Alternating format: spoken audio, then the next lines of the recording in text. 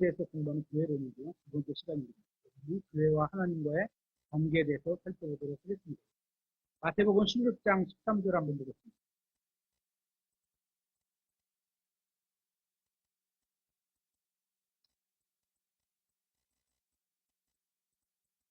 오늘 중고등부 시간에 찾아봤던 말씀이고요. 마태복음 16장 13절에 보면 예수님께서 제자들에게 같이 질문이 나옵니다.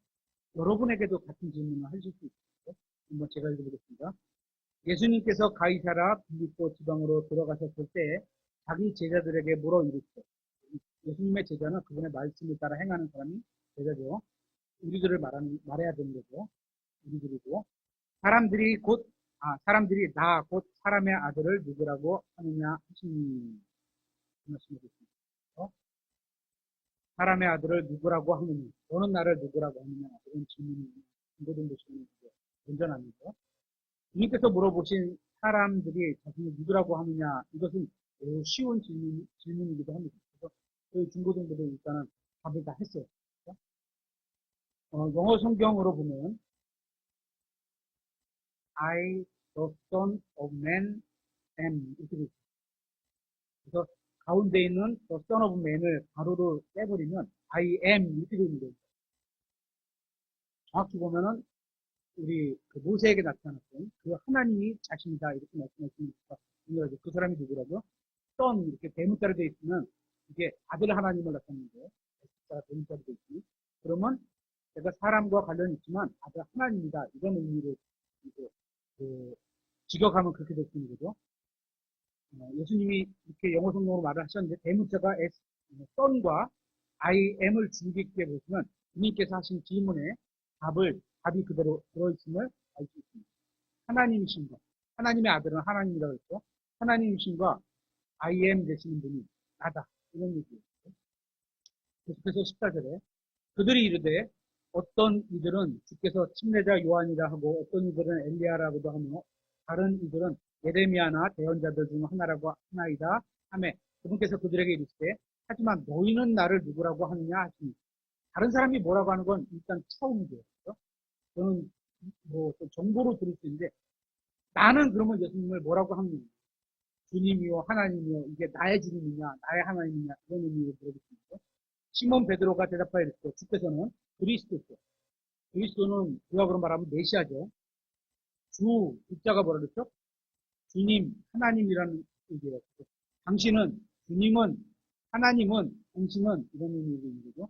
살아계신 하나님의 아들이십니다. 하매 예수님께서 그에게 응답하여 이르시되 가요나 시몬아 네가 복이 있도다. 살과 피가 그것을 내게 계시하지 아니하였고 하늘에 계신 내 아버지께서 하셨느니라. 내가 또한 네게 이르노니 너는 베드로라 이 반석 위에 내가 내 교회를 세우리니 지옥의 문들이 그것을 이기지 못하리라. 여기서 주께서는 그리스도시요 살아계신 하나님의 아들이십니다. 이것은 예수 그리스도에 관한 진리를 선언한 겁니다. 17절에서 말하는 그것은 그 선언한 것을 의미하고 있습니다. 예수님께서 하신 이 반석은 베드로가 아니란 말입니다. 선언한 말씀을 말하는 거죠. 주님께서는 베드로가 아닌 반석 위에 교회를 세우겠다고 말씀하셨습니다. 하나님께 감사하게도 교회는 베드로 위에 세워질 수 없습니다. 교회는 베드로가 선언한 예수 그리스도는 살아계신 하나님의 아들이라는 그 진리 위에 세워졌습니다.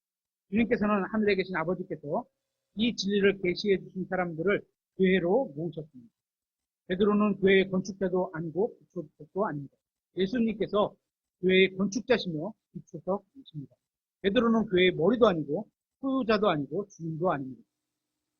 교회의 머리요 소유자의 주님은 바로 예수님입니다.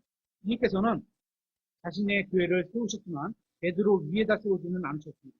주님께서는 베드로가 고백한 그 고백을 교회의 기초로 삼으셨습니다. 베드로는 교회의 기초라고 믿는 대표적인 종교가 베드로를 교회의 기초라고 믿는 종교가 천주교죠. 카톨릭입니다. 그들은 베드로에게 믿음을 줌으로 살아계신 하나님의 교회의 일부가 되지 못하도록 했습니다. 믿음의 기초는 예수 그리스도시고 그분이 반석이신 거죠.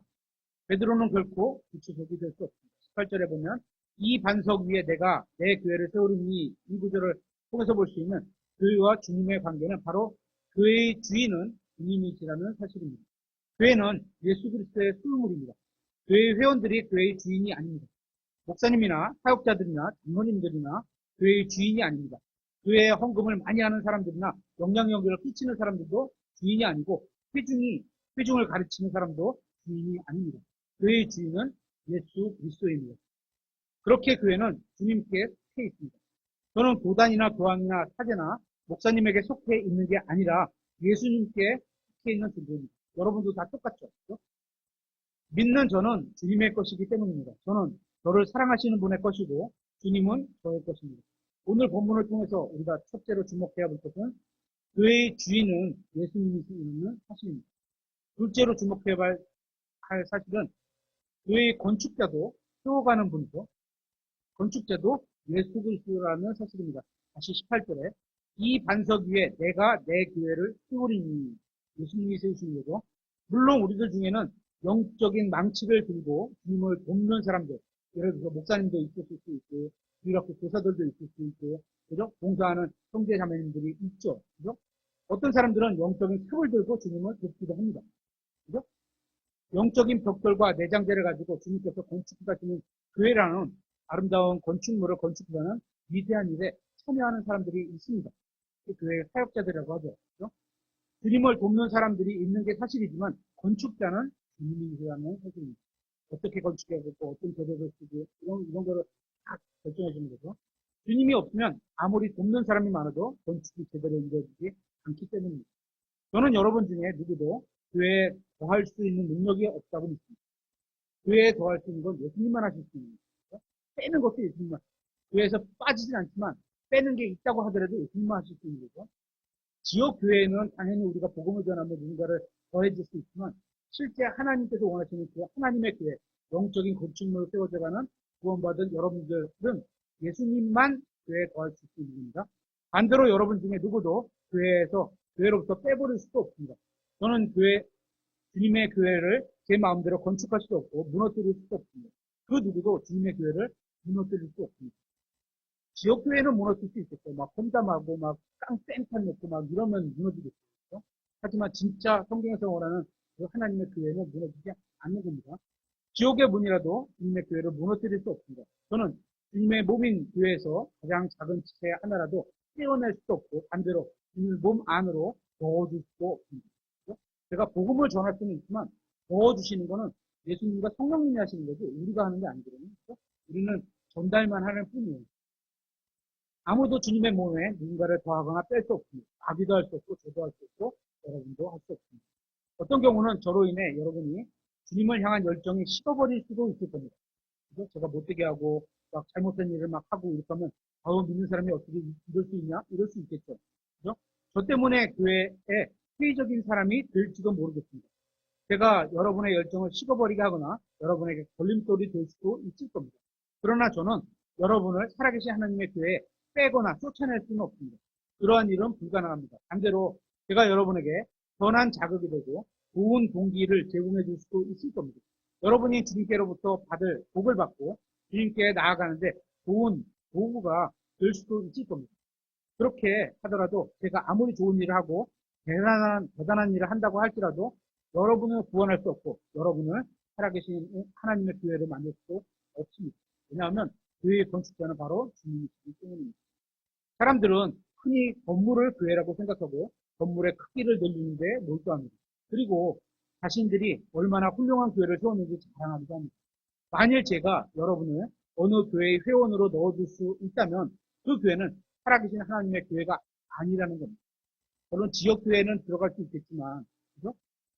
주님의 교회는 어떤 인간도 누군가를 회원으로 넣거나 뺄 수 없기 때문입니다. 성경에서 말씀하시는 교회의 건축자는 예수 그리스도입니다. 어떤 인간도 교회의 건축자가 될 수 없습니다.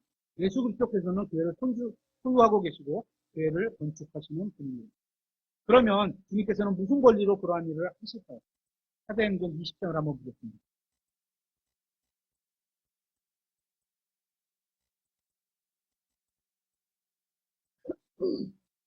사도행전 20장 28절.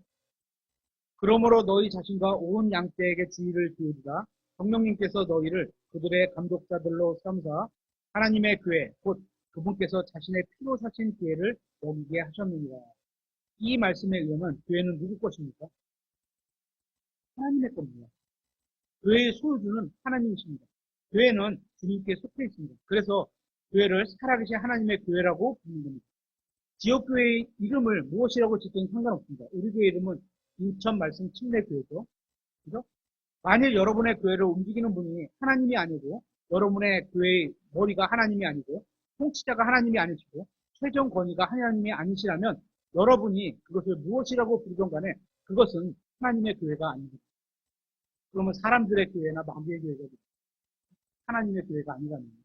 하나님의 교회라고 이름을 짓는다고 해도 자동으로 하나님의 교회가 되는 게 아닙니다. 하나님의 교회라는 이단도 있어요. 이름을 그렇게 짓는다고 하나님의 교회가 되는 게 아닙니다.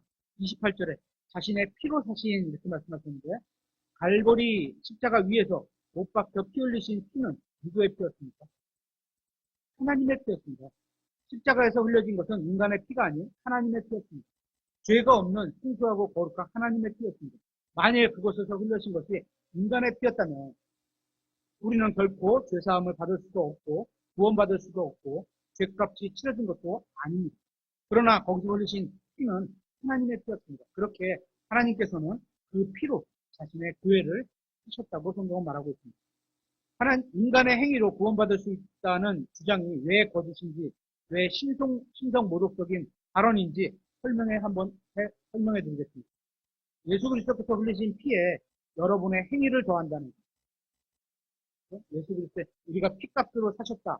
교회를 구원받은 사람들의 피값으로, 예수님의 피값으로 사셨다는데, 거기에 우리가 뭐든 착한 일을 해갖고 내가 구원을 받았다든지 헌금을 많이 해서 구원받았든지 매주 교회에 나와서 이렇게 나쁘다는 얘기는 아닙니다.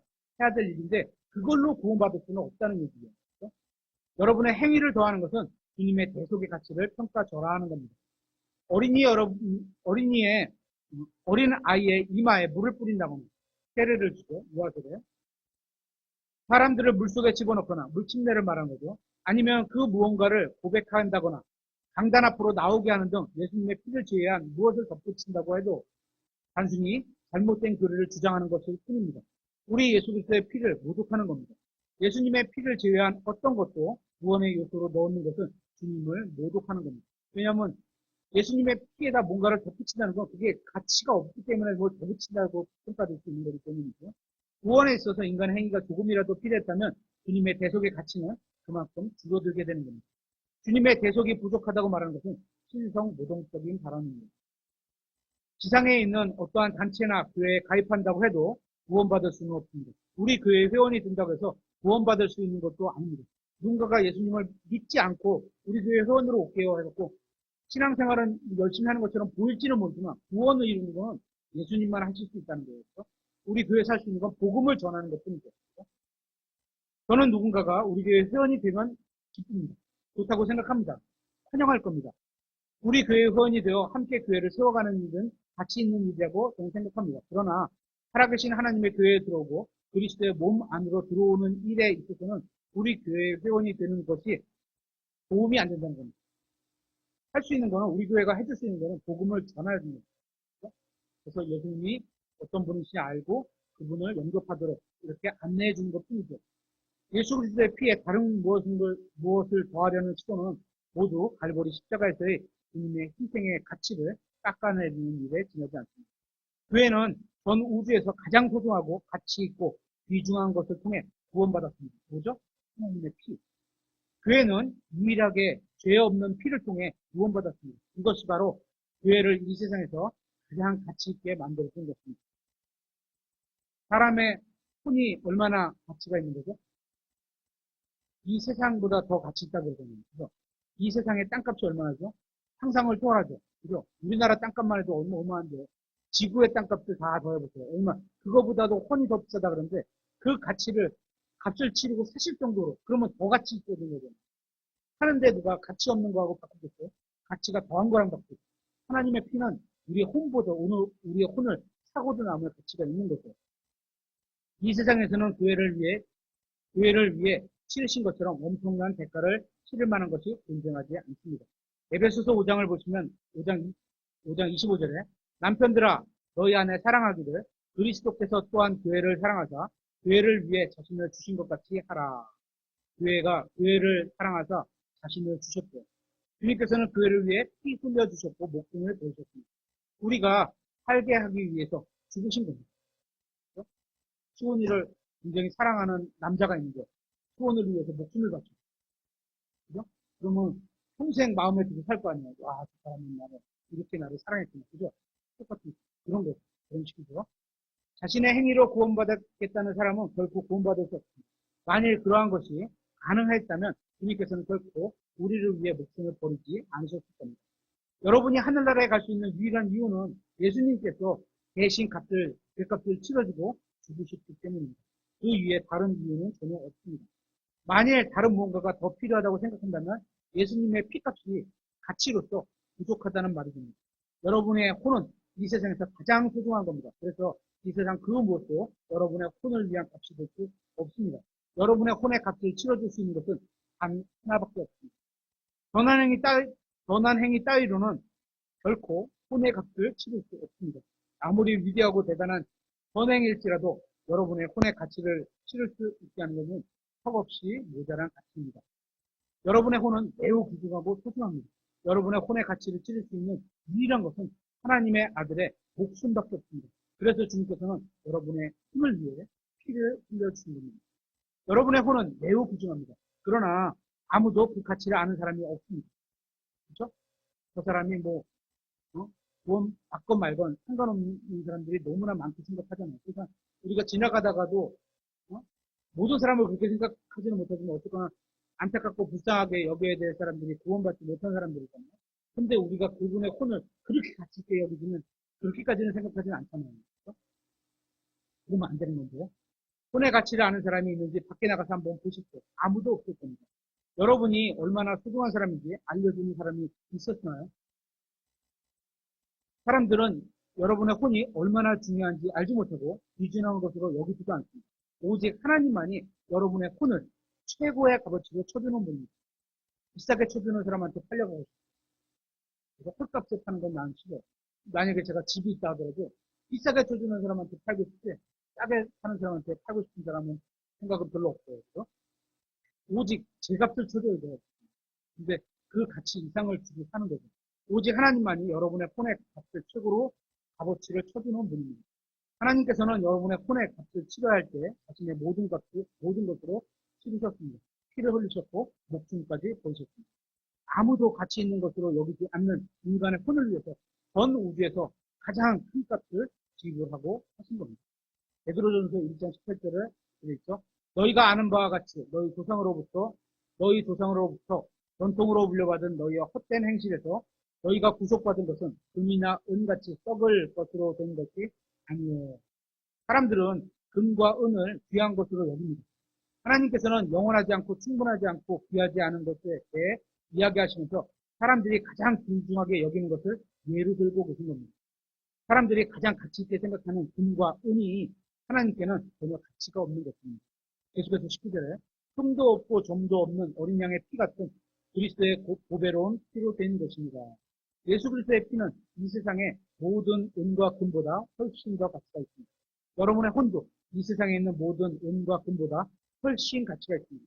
예수님께서 만드신 그 무엇으로도 여러분의 혼을 위한 값을 치르기에는 충분하지 않습니다. 창조물로는 그죠? 금도 어쨌거나 하나님께서 창조해서 땅속에 묻어놓으시거든요. 그런 걸로는 혼의 값을 치를 수 없다는 겁니다. 그래서 하나님께서는 자신의 피값으로 주셨고 자신의 아들의 생명을 값으로 주셨던 겁니다. 베드로전서 1장 18절에서 말씀하시는 헛된 행실이 뭘까요? 만약에 여러분이 유대인이라고 한번 해보겠습니다. 여러분에게는 조상들로부터 전수받은 하나님께서 정해주신 종교가 있습니다. 이 종교는 좋은 것입니다. 이 종교에는 훌륭한 율법도 있습니다. 그러나 이 율법이 아무리 훌륭하다 할지라도 그것을 준수함으로 구원받을 수는 없습니다. 그건 뭐요? 죄를 알게 하는 기능이 있을 뿐이죠. 그렇죠? 성경은 조상들로부터 받은 전통은 사람들의 값을 치르기에 충분하지 않다고 분명하게 말하고 있습니다. 그래서 구약시대에는 구원받았다 할지라도 죽으면 하늘나라에 계신 주님의 면전으로 직접 가지 못했던 겁니다. 어디에 갔어요? 그들은 지하세계 낙원에 가 머물러 있던 겁니다. 어떻게? 예수님께서 자신의 혼의 값을 치를 때까지, 대속의 값을 예수님께서 치르실 때까지 거기서 기다려만 했던 겁니다. 구약시대에도 하나님께서는 죄를 용서해 주실 수 있으십니다. 그렇죠? 죄는 용서해 주실 수 있죠. 그러나 율법 어디에도 죄값을 치러주는 것을, 죄의 값을 치러주는 것은 없습니다. 죄의 값은 뭐야? 사망뿐이에요. 그죠? 제사장 제도도 마찬가지입니다. 제사장이나 제물도 인간의 혼을 위한 진정한 값을 치러줄 수 없습니다. 구약 성경에 나온 어떤 언약이나 경륜도 인간의 혼의 값을 치러줄 수 있는 것은 없습니다. 그래서 구약 시대 믿음 안에서 죽은 사람들은 자신의 혼값을 치러주실 때까지 모두 어디 낙원에서, 지하 낙원에서 기다려야만 했던 겁니다. 나사로가 죽어서 아브라함의 품에 갔던 것은 아직 혼을 위한 죄의 값이 치러지지 않았기 때문입니다. 혼을 위한 값이 치러지지 않고서는 누구도 하나님 앞에 나아갈 수 없었습니다. 믿음의 아버지라고 불리는 아브라함도 하나님 앞에 나아가지 못하고 땅 밑에 있는 낙원에서 기다려야만 했습니다. 아브라함이 하나님을 믿을 때 하나님께서는 그를 의롭다고 해주셨습니다. 그의 믿음으로 인해 하나님께서는 그의 행위도 의로운 것으로 여겨주시고 받아주셨습니다. 그러나 그의 혼을 위한 값이 치러지지 않았기 때문에 주님께서 계신 셋째 하늘로 가지 못하고 있는 것입니다. 유대인들은 자신들의 혼을 구속하기 위해 하나님께로부터 아무것도 받지 못했습니다. 구약 성경에는 주님께서 그들의 혼을 구속할 수 있는 것, 혼의 값을 치를 수 있는 것을 주신 적이 없습니다. 이방인들의 경우도 나을 게 없습니다. 마찬가지 구약 시대에는 아는 사람이 아무도 없는 거죠. 저는 말씀을 통해서 하나님께서 깨닫게 하신 사람만 이해를 했겠죠. 그래서 예수님의 죽으심이 언제냐고 잠시 부활했던 그 선지자들이, 예언자들이 그런 얘기를 나눈 거죠. 이방인들의 경우도 나을 게 없습니다. 기독교 이전에 이방인이 소유하고 있었던 게 무엇입니까? 인간을 제물로 드리거나, 왜냐하면 생명을 생명으로 갚는다는 그런 의미가 있으니까, 드리거나 돌이나 나무나 짐승을 섬기는 게 고작이었습니다. 이방인들은 크리스마스나 부활절 같은 이방 신들을 위한 날을 만들어서 섬기는 게 전부였습니다. 이러한 것으로는 하늘나라에 결코 갈 수 없습니다. 선행을 통해서 하늘나라에 갈 수 있다고 생각하는 사람들이 있는데 얼마나 많은 선행을 해야 하는지 그 누구도 알지 못하고 죽을 때까지 자신이 하늘나라에 갈 수 있는 확신이 없습니다. 우리가 확신을 어디에 둬야 된다고요? 확신을 우리가 구원받았는지 확신, 우리가 잘하고 있는지 확신을 어디다 둬야 된다고? 하나님의 말씀에 믿음을 둬야 된다고. 믿음을 근거로 확신을 가질 수 있는 거라고 했고요. 그저 그러기를 바랄 뿐입니다. 그러나 혼을 위한 정당한 값을 치르기 전에는 누구도 하늘나라에 갈 수 없습니다. 예수 그리스도께서 완수하신 일을 통해서만 하늘나라에 갈 수 있게 된 겁니다. 우리의 행위를 하나님이신 예수 그리스도의 피와 비교하는 것은 어리석은 일입니다. 우리가 아무리 착한 일을 해도 전 재산을 팔아서 가난한 사람을 돕는다고 할지라도 그런 선행을 갖고도 하늘나라에 가지 못하죠. 우리의 행위나 선행이 주님의 피에 조금이라도 도움이 되리라고 생각하는 것은 어리석은 일입니다. 단 1%라도 이렇게 도움이 되지 않을까라고 생각하면 어리석은 일입니다. 어떠한 행위도 예수 그리스도의 피와 비교할 수 없습니다. 어떤 부나 지식도 예수 그리스도의 피와 비교할 수 없습니다. 어떠한 종교도 갈보리 십자가에서의 흘리신 피와 비교할 수 없습니다. 하나님께서 자신의 피로 직접 값을 치셨기 때문에 교회는 하나님께 속하게 되는 겁니다. 고린도전서 12장 12절 한번 찾아보겠습니다.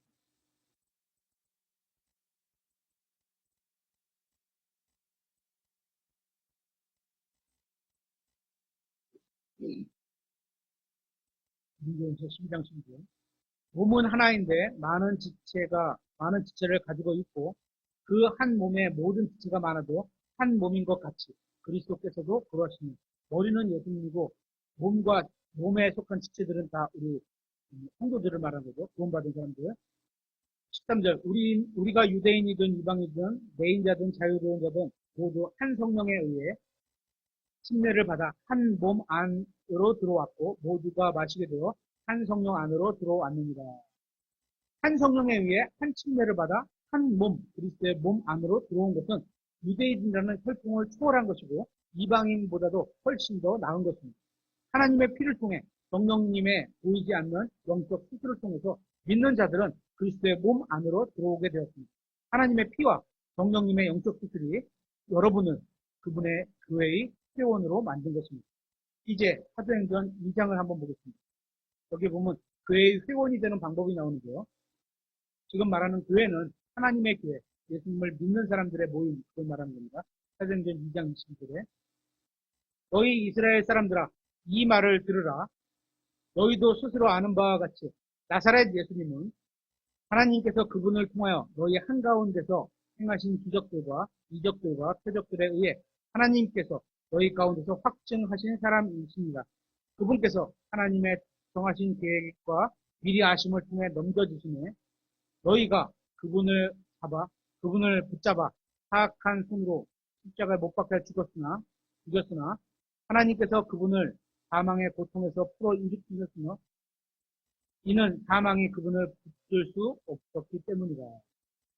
베드로는 무엇을 증거하고 있는 겁니까? 예수 그리스도의 죽으심과 묻히심과 부활을 증거하고 있는 거예요. 복음을 증거하고 있는 거죠. 계속해서 30절에 그러므로 그는 대언자라 하나님께서 이미 자기에게 서약으로 맹세하사 육체에 따라 자기 허리의 열매에서 그리스도를 일으켜 자기 왕좌에 앉히실 것을 알았고 또 이것을 미리 보았으므로 그리스도의 부활에 대하여 말하기를 그의 혼이 지옥에 남겨지지 아니하고 그의 육체도 썩음을 보지 아니하였도다 하였느니라. 이 예수님을 하나님께서 일으키셨으며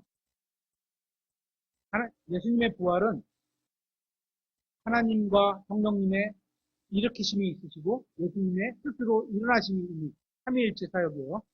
우리는 다 그 일의 증인들입니다. 그러므로 그분께서 하나님의 오른손에 의해 높여주시고 아버지에게서 성령님을 약속으로 받아 너희가 지금 보고 듣는 이것을 부어주셨느니라. 베드로는 율법을 지키는 것이나 왕국에 대한 메시지를 전한 게 아닙니다.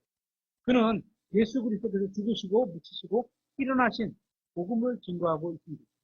36절부터 계속 보면 그러므로 이스라엘 온 집에 대해서 말하고 있는데요. 그죠? 이것을 확실히 알지니 곧 너희가 십자가에 못 박은 그 동일한 예수님을 하나님께서 주와 그리스도로 삼으십니다. 주 하나님에 대한 이름이라고 그랬죠. 그리스도 구약에 나타난 메시아라고 말씀드렸어요. 아니라 이때 그들은 이스라엘 온 집이에요. 이 말을 듣고 마음이 찔려 베드로와 나머지 사도들에게 이르되 사람들아 형제들아 우리가 어찌할까 하므로 그때 베드로가 그들에게 이르되 그들은 이스라엘 온 집이에요. 회개하고 너희 각 사람이 예수 그리스도의 이름으로 침례를 받아 죄들의 사면을 얻으라. 이거는 요 사도행전 2장에 합당한 누구에게? 그 당시에 이스라엘 지파에게만 해당되는 말이에요. 우리랑은 복음의 메시지가 조금 다르죠. 마치 예수 그리스도의 이름으로 침례를 받으면 사면을 받는 것처럼 느껴지잖아요. 그죠? 그런 의미하고 조금 다르죠.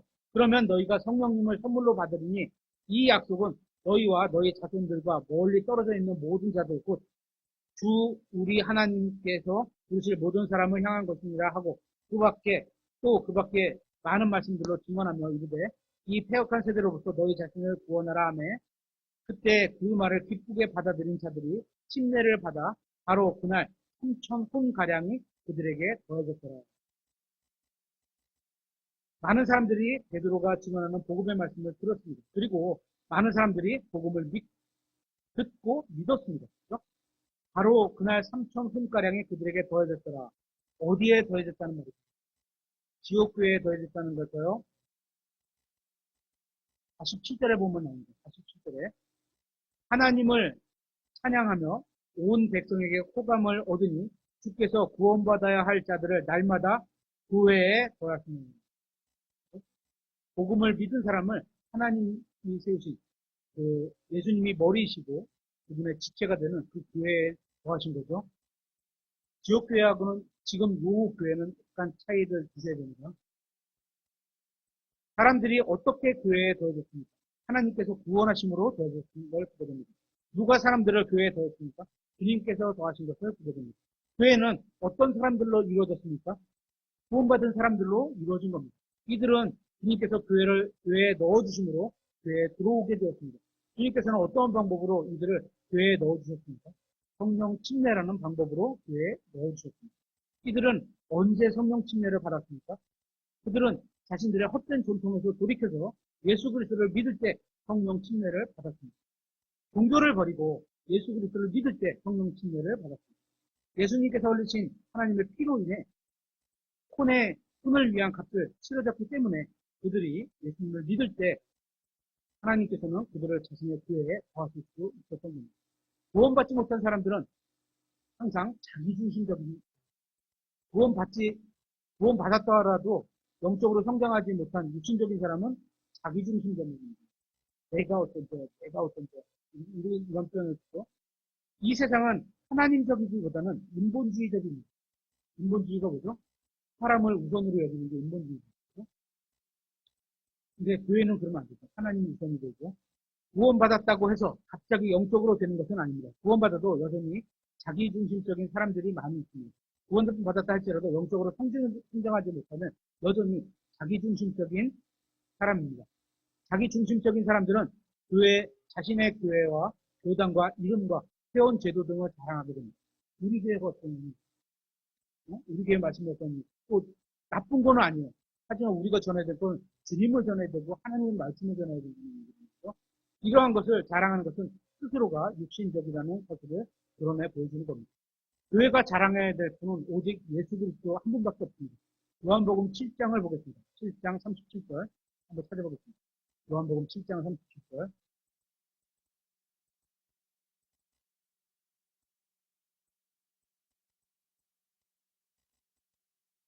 인문이 10페이지가 넘으면 제가 말을 조금 파괴하고 37절. 마지막 날, 곧 명절의 그 큰 날에 예수님께서 서서 외쳐 이르시되 누구든지 목마르거든 내게로 와서 마시라. 우리의 갈증을 해결할 수 있는 분이 누구라고 하는 겁니까? 바로 예수님이라고 하는 겁니다.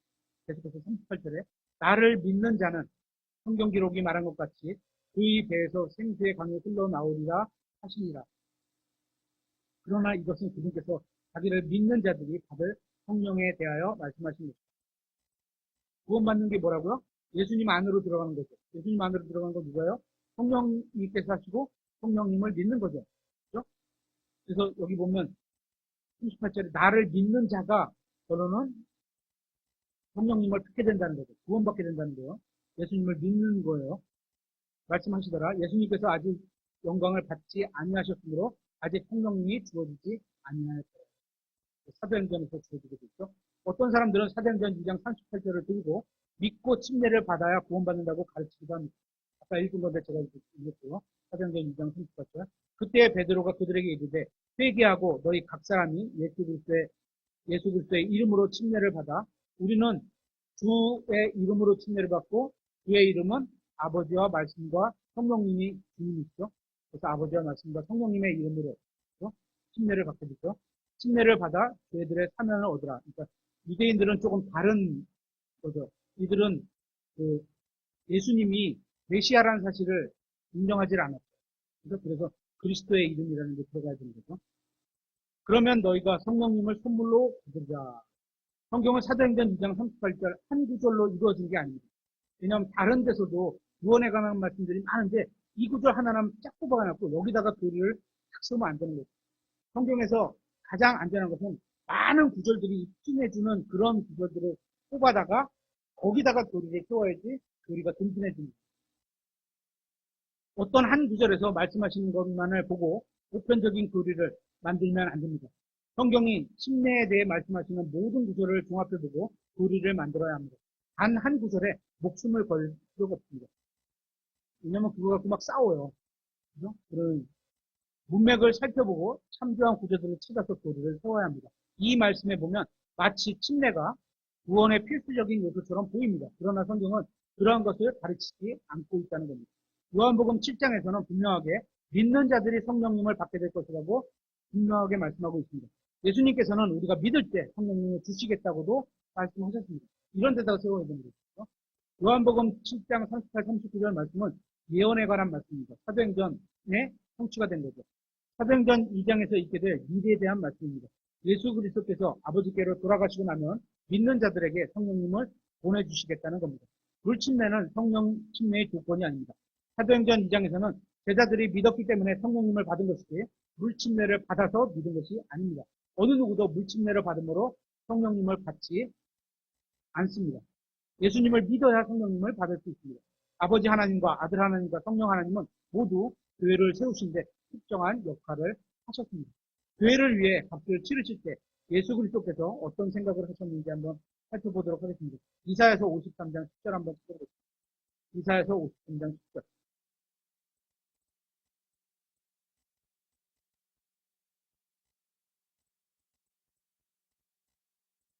예수님께서 십자가에 돌아가실 때, 아우, 아파 죽겠다, 이렇게 해서는 안 되고, 했다, 이래서는 안 되고, 이사야서 53장 10절. 그러나 그를 상하게 하는 것이 주를 기쁘게 하였으므로 하나님을 기쁘게 한 거죠. 예수님이 상하시는데 하나님이 기뻐하셨어요. 근데 기뻐하신 이유가 있었죠. 그분께서 그를 고통을 주사, 그를 고통을 주셨으니 주께서 그의 혼을 죄로 인한 헌물로 삼으실 때 그가 자기 씨를 보고 예수님께서 기뻐하신 이유가 나오죠. 자기 씨를 보고 자기를 통해서 말씀의 씨를 통해서 자기 날들을 길게 할 것이며 또 주의 기쁨이 그의 손에서 번창하리라. 그가 자기 혼이 해산의 고통을 치른 것을 보고 만족하리라. 하나님께서 세디스트, 채찍을 맞으면 고통 중에 기뻐하시는 그런 분이 아니세요. 나의 의로운 종이 자기 지식으로 많은 사람을 의롭게 하리니 그가 그들의 불법을 담당할 것이기 때문이다.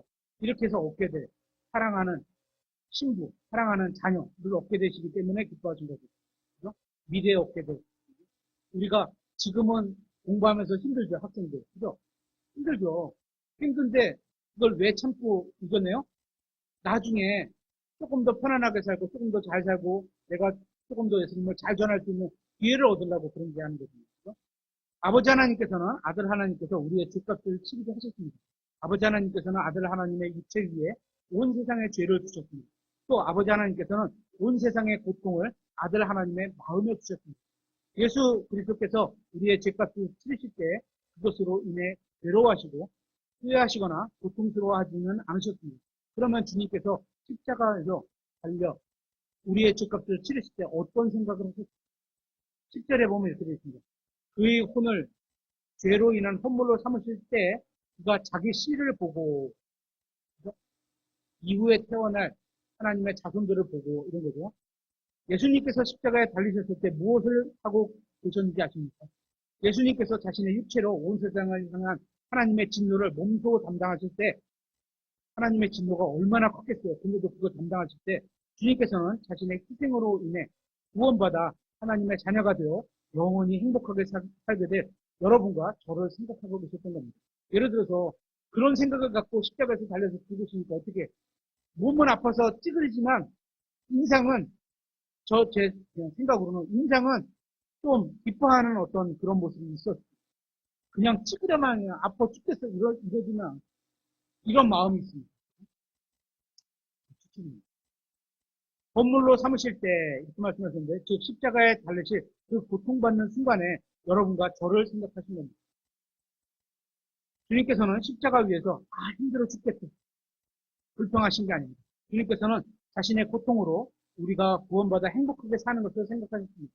주님께서는 우리가 자신의 신부가 되고 자신의 자녀가 되어 영원히 함께 교제를 나누고 기쁨 가운데 사시는 것을 생각하셨던 겁니다. 주님께서는 자신의 대속으로 탄생하게 될 교회를 생각하셨던 겁니다.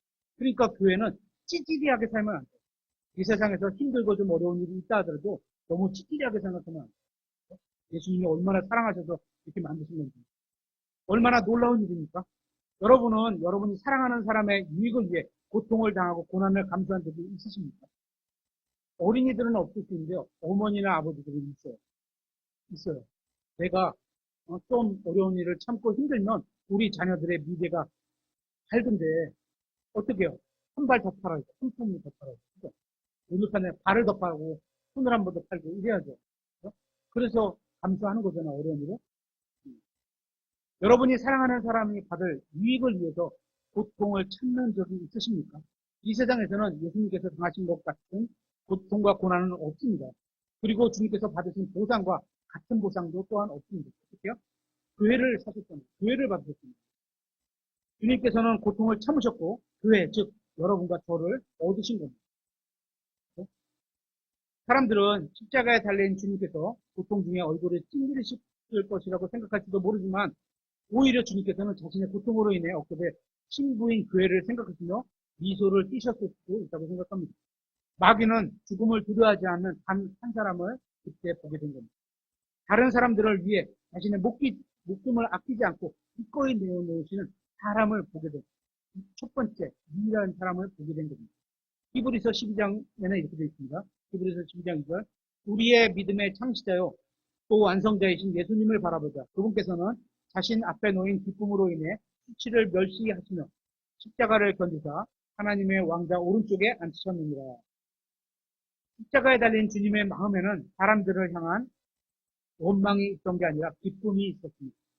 그 대속으로 인해 구원받게 될 사람들을 생각하고 기뻐하셨던 겁니다.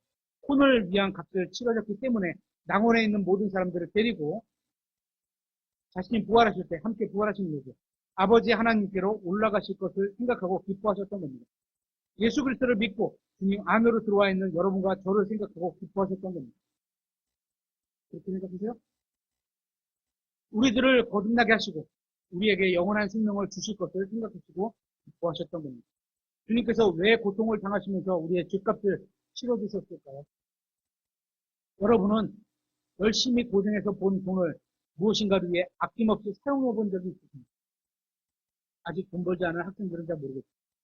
이제 돈 버는 우리 요셉 선생님은 조금 아시죠? 돈을 그렇게 어렵게 해서 벌었는데 아낌없이 동생한테 용돈 두 개를 흔들면 안 되고 줘야 돼. 딱 10만 원 줘봐. 아낌없이 동생한테 사랑하는 얼마나 멋져. 벌써 와 그러잖아요. 그죠? 똑같은 거예요. 여러분이 돈을 버느라 당한 고통보다 더 귀중한 게 있다고 생각하시기 때문에 힘들게 번 돈을 무엇인가를 위해 사용하기도 하는 겁니다. 선생님 돈 주세요. 그 중에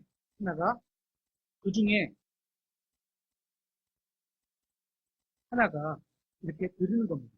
헌금을 드리는 겁니다. 내 아이 옷을 하나 사는데 5만 원도 비싸다고 생각하면서 우리 그렇잖아요.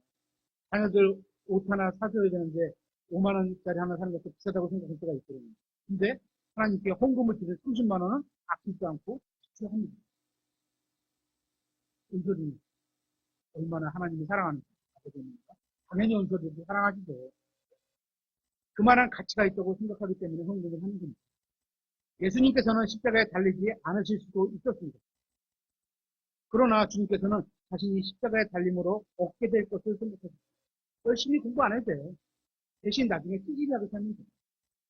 그렇게 사는 것보다는 지금 열심히 공부해서 멋지게 사는 게 낫다고 생각하는 거죠. 십자가에 달리심으로 얻게 될 것이 자신의 목숨을 바칠 만한 가치가 있는 것이라고 생각하셨던 겁니다. 그래서 목숨을 버리신 겁니다. 이게 바로 주님께서 여러분과 저를 사랑하시는 정도입니다. 남자 형제님들은 그런 게 있어요. 와, 진짜 마음에 드는 자매가 생겼어. 목숨도 버릴 수 있어. 그런 일이 생겨요.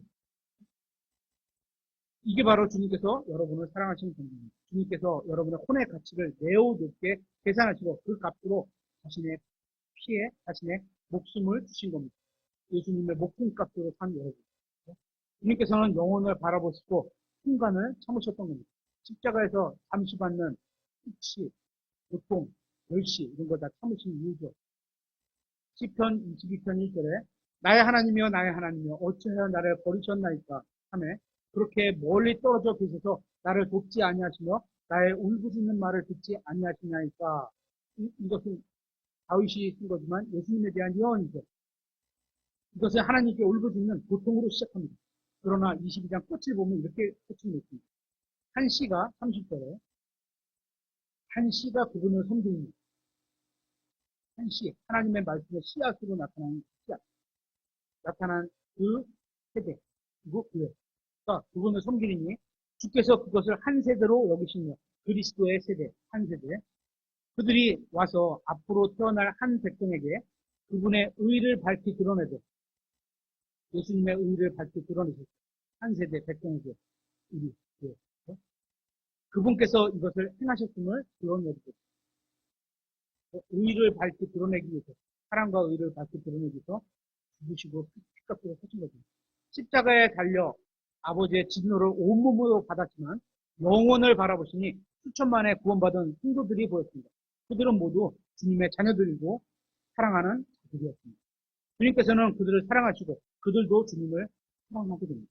주님께서는 교회를 생각하시고 모든 고통을 참으신 겁니다. 그래서 주님께서는 아버지의 진노를 견뎌내셨습니다. 그리고 자신의 신부인 교회를 얻으셨던 겁니다. 여러분과 저죠. 교회는 그래서 하나님께 속했습니다. 교회는 아들의 핏값을 치른 바 되었습니다. 여러분은 성령 침례를 받음으로 주님의 몸된 교회의 회원이 될 수 있습니다. 이 세상에서 하나님의 자녀가 되는 것보다 더 부정한 것은 없습니다. 오직 하나님께만 경배와 찬양을 드리겠습니다.